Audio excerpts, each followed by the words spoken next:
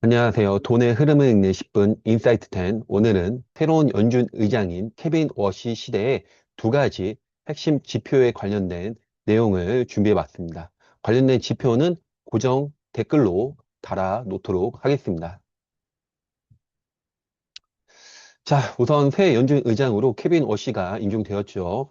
이 과거 의장 인준 당시 초당적 합의가 이루어졌던 것과 비교하면은 이번 54대 45라는 결과는 이 역사상 가장 박빙이며 이 중앙은행의 정치적 독립성 훼손에 대한 우려를 낳고 있습니다.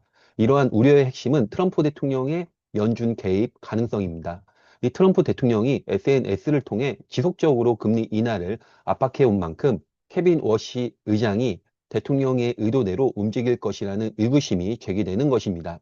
다만 워시 의장이 정치적 요구에 따라 즉각적인 금리 인하를 단행할 경우 연준 내부 이사들의 상당한 저항에 부딪힐 가능성이 높습니다.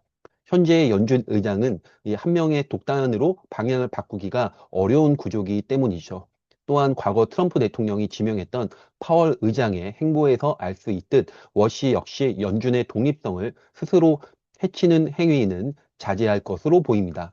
시중 금리를 낮추고자 하는 그의 철학은 대통령과 궤를 같이 하지만은 이 금융시장이 우려하는 인플레이션 자극에 대해서는 상당한 주의를 기울일 것으로 판단됩니다. 우선 케빈 워시의 정책 전략을 알아보기 전 확인해야 할 데이터가 있습니다. 해당 데이터는 프레드에서 제공하는 미국 연방준비제도의 총 자산 규모를 나타내며 양적 완화는 연준이 자산을 늘린다는 것으로 시장에 현금을 주입했다는 뜻으로 해당 그래프가 상승을 하게 되며 반대로 양적 긴축은 자산을 줄인다는 것으로 시장에 현금을 회수했다는 뜻으로 해당 데이터가 하락하게 됩니다. 이 첫 번째 음영색은 08년 서브프라임 모기지 사태로 인한 글로벌 금융 위기 사태로 이 양적 완화 시작 전에는 약 9천억 달러 수준에서 정점 상태의 자산 규모는 2015년 기준 약 4조 5천억 달러로 세 차례에 걸쳐 양적 완화를 차근차근 진행했음을 확인할 수 있습니다. 이 반대로 20년 코로나19 사태에서는 이 팬데믹 직전 자산 규모가 약 4조 1천억 달러 수준에서 가파르게 돈을 뿌리며 2022년 기준 8조 9천억 달러로 이 과거 10년치 규모를 한 번에 쏟아 부었음을 볼 수 있죠. 이 결국 이로 인한 인플레이션이 발생했고 22년도에 제로금리에서 머물렀던 기준금리를 5.25%로 가파르게 올리면서 자산시장에 엄청난 충격을 주었죠. 이 때문에 케빈 워시는 과거부터 연준의 대차 대조표가 비대해지는 것을 경계해 왔습니다. 특히 양적 완화를 극도로 꺼리며 미 정부 부채가 천문학적으로 증가함에 따라 연준이 화폐를 발행해 부채를 사들이는 행태에 대해 경고해 왔습니다. 오히려 그는 양적 긴축을 통해 시중 통화량을 줄여 인플레이션을 억제할 수 있다면 역설적으로 금리를 인하할 여지가 생긴다고 주장합니다. 아울러 은행 규제를 완화해 은행들이 국채를 더 많이 매입하도록 유도함으로써 시중 금리를 내릴 공간을 확보할 수 있다는 논리를 펼치곤 하죠. 이 고금리가 정부 재정에 압박을 가하고 서민 경제의 붕괴를 초래하고 있다는 점이 그가 금리 인하를 주장하는 배경입니다. 하지만 향후 연준이 어떤 지표를 강조하느냐에 따라 시장에는 전혀 다른 시그널이 전달될 수 있습니다.